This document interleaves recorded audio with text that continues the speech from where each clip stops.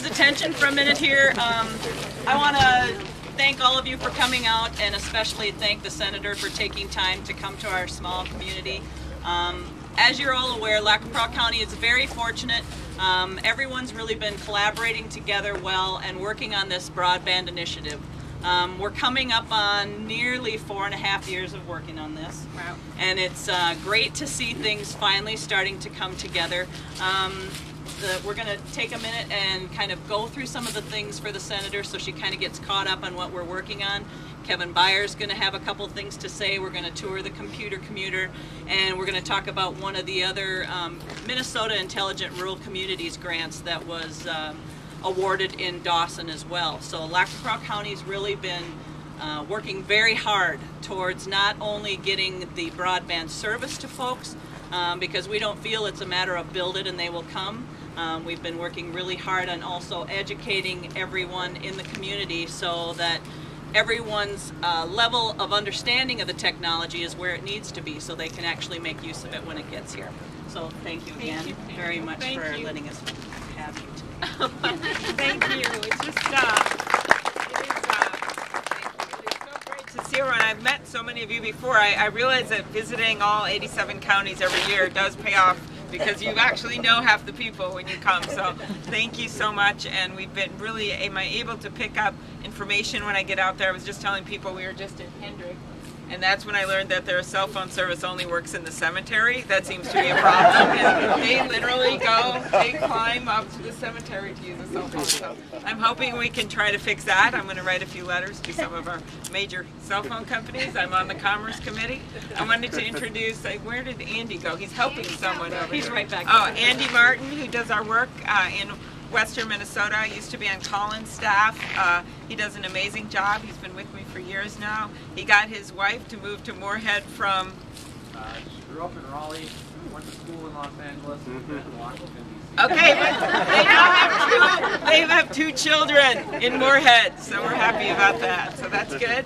And Allison O'Toole is our state director. She used to work with me in the Hennepin County Attorney's Office way back, and was the #2 deputy in Carver County, so knows a little bit about county government and how difficult it can be when you get mandates and things, and you have to, you may not be in the biggest county like Hennepin, but you're in ones where you have to deal with things, and especially we know that in a county like this one, in Parle and in Dawson.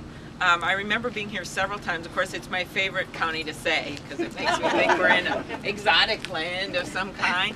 But also, I remember this is where I heard the statistic about the doubling of our senior population and how difficult in rural areas it is, where you have different needs, and then mostly how much we want to make sure that this part of our state remains strong, and that's really been a focus of mine. I'm on the Agriculture Committee, and I think you all know that strong farmland is good for the whole town, even if you're not a farmer. And we've worked really hard to make sure that during all of this cutting that we still keep ag, and which includes rural development, strong. And that's what we're working on right now with this super committee that's going with the budget cuts, that we're trying as the Ag Committee in the Senate on a bipartisan basis to have a decision making over how those cuts are made in rural America. And I feel we've been pretty successful. Colin's worked hard on it, I've worked hard on it, and we're trying to actually get, as we've had with past farm bills, 5-year window. And I think that's been really helpful for our rural areas, because we know, unlike some of these programs, we know what we're going to have for 5 years, which includes rural economic development and some of the other things that help out here. So that's one thing I'm working on right now. The second right now, is which you see here in the flesh, is the broadband rollout all over our state. I truly believe that kids that grow up in rural Minnesota should be able to live in rural Minnesota, and we are not going to be able to compete for jobs and small businesses and big businesses if we don't have broadband, if we don't have internet service.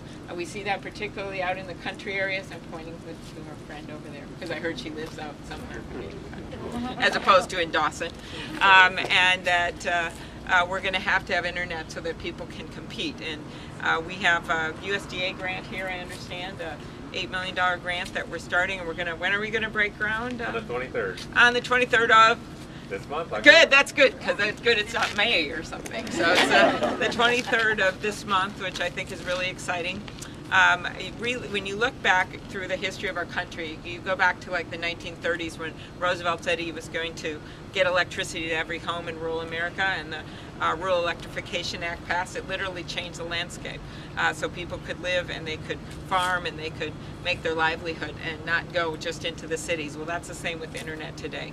We're looking in the long term on the Commerce Committee is how we're going to fund projects in more rural areas besides just the work we're doing now with USDA. There's something called the Universal Service Fund that everyone pays on their phone bill. It's nothing. It won't be new government money. We're looking at how we can make sure that we're using that money as efficiently as possible so that we can use it for broadband as well. And there's actually been an agreement between our smaller telephone companies in the country. It was very hard to reach this, and the bigger ones about some changes we can make so we make sure that more of that money goes toward internet and goes toward broadband. And that will not be new government money. It's just a reshaping of how we can use some of the existing government money. So that is something we literally had a hearing on this week.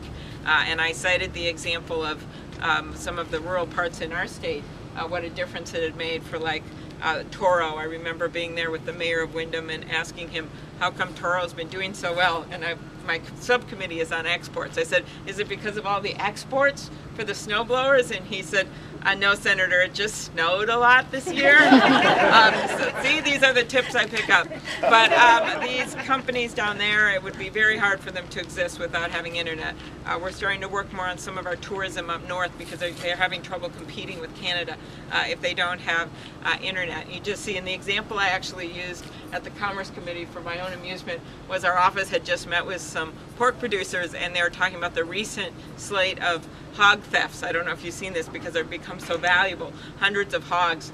And I said that they literally want internet so that they can monitor those hogs like a nanny cam, right? And they aren't able to do it in real time because they don't have internet. And then one of the other senators thought I'd said hog wrestling instead of hog rustling. But in any case, I think he wondered what we were doing in our state. So there is just a lot of needs for internet out in rural America, and we've got to get this done. And I'm excited that not only are we doing it on the ground level with the telephone companies and others, and we're funding some of these loans, but we're also looking in the long term with this universal service of how we're going to get there. So as you can tell, I still love my job representing Minnesota no matter how ugly things get in Washington. I think our state still has this optimism that you can get things done. Certainly the fact that our unemployment rate is a lot better than the rest of the country, 2 points better. This area, there's a number of counties that are actually looking for employees for manufacturing companies and other places. You literally can't find people to fill some of the jobs, and that's why I've been pushing for getting more students into programs where they're going to graduate with degrees where their skills are needed. 2-year degrees. Alexandria Tech has a 96% placement rate right now. And that, of course, I think it would actually lead to more 4-year degrees if you actually can get a job that you want to move into. Focusing on ag, focusing on some of our manufacturing is really where a lot of the jobs are right now, and we need to get more people. So when I was in Benson, I pledged that I would put their 60 job openings on our website. So I think that we need to do more of that and get more people thinking about moving out to places like this. So just thank you for having me. I want to look at this bus here. I love the guy. That's good. Computer Commuter, and get a little more information, and we'll visit with some of the people I haven't met yet as well. So. Well, we'll let Kevin just speak a couple things about the actual fiber to the prem project, because really, actually, besides you, some of these folks aren't aware, because this is kind of breaking news this past week. So, Kevin? Good. First of all, thank you, Senator, for being here. We appreciate all you've done for us. You've been an excellent voice for us in Washington, D.C. and Congress to help us out with the broadband plan that is going on today in front of the FCC. Yeah, she was very kind. Send us a letter on our behalf. I did a letter. I got about 10 senators on it.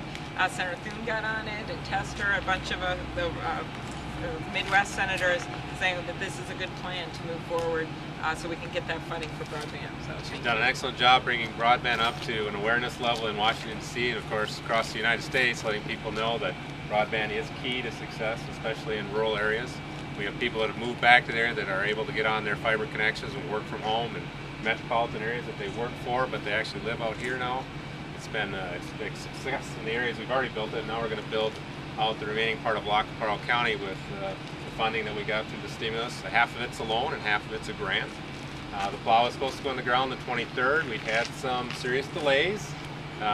Delays with bureaucracy and delays with getting fiber. So we actually still don't have the fiber, but we're going to be putting conduit in the ground. What is that problem? Like, where's the fiber supposed to? That just can't come from Washington, D.C. It's delayed because of the tsunami in Japan. The tsunami in Japan. Yeah, as we've been informed by Corning and others, Yeah. Japan took out about 20% of the production, and of course, when you're the small player, you Oh, get so they hit were a little actually later. producing the fiber. Correct. And so when do you think it will get done when you started? Well, they told us that 26 weeks is the shortest period you can turn around getting fiber orders today. When we ordered back in April, they told us 52 weeks. So it got delayed a little further than what it used to be. You used to get it in 6 weeks. So things have changed considerably. But then how about for the whole project? Like, I guess you have to wait till you get the fiber and then... So we're putting conduit in, and what they do is they put the conduit in the ground and they blow the fiber back in later through the conduit. So we'll be doing that starting in Dawson this year yet. Okay. Good weather, hopefully we'll hold out. We'll get some things done. Okay. We've got over 1,700 locations to go, over 375 miles of fiber to put in. And we'll get started this year, and it should take us 2 years then after that to hopefully complete it. Very good. We appreciate all the efforts you've made. It's been very helpful. Thank you. Yeah, not everyone realizes the excitement on the Commerce Committee, but it is.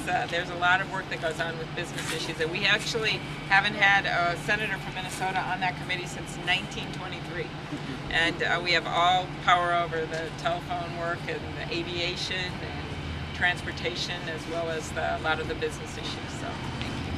And we're really happy because this is a collaboration between Farmers, which is a private entity, and our county. And we have 3 of our county commissioners here today. Yeah, and you want to call so we can be a knowledge share? we got Harold Solom, Graylin Carlson, And Harold's going to be at the he pheasant is. hunt. You can dinner kind of tell tonight. that with the orange. Yeah, That well, kinda I gives thought it we were away. going to have pheasant tonight. We're going to have tacos. And we also have Deron Bramer. He's the newest county North commissioner. from this end, or which end? He's from the north corner.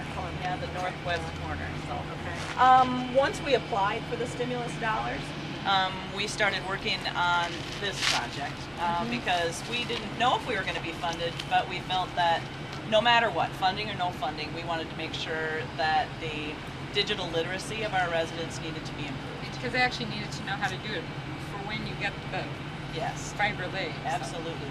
So this is a great collaborative project as well. We go to 6 communities every week, and we offer free access to internet, computers, and personalized training. And they can come at any time. I see several of our participants here today. Fred, Terry, let me see. There was a couple, Geraldine.